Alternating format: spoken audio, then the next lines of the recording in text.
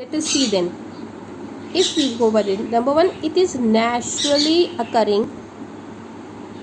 Second, useful for human beings as per our requirement.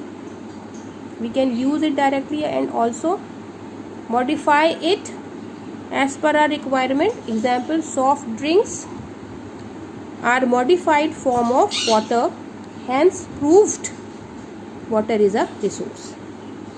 Water resources are those resources from which we, the humans, are currently using to satisfy human needs. Okay?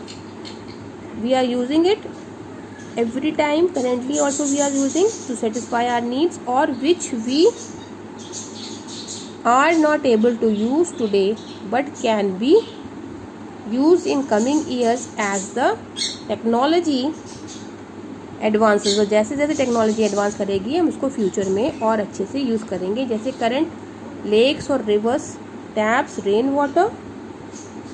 In future we will use water from glacier, ice caps by the help of technology.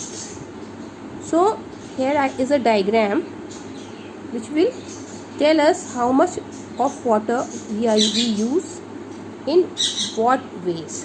All water, what resources we have, and how much percent on earth water is what is fit for our use and not fit for human beings use.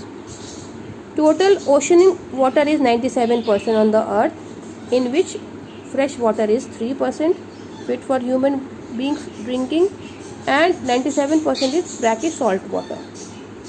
Then which is further divided, ice caps consist 79, ice caps and glaciers which will provide water consists 79%, in which groundwater constitutes 20%, and accessible surface water, fresh water, is just 1%.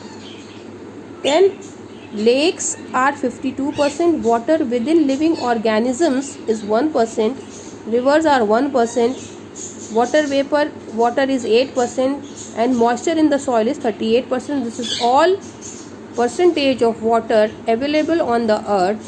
How much is brackish, salty, how much is fresh, how much is in lakes, how much is with glacier and ice caps, how much is with living organisms, how much is with rivers, and how much is present in as underground water.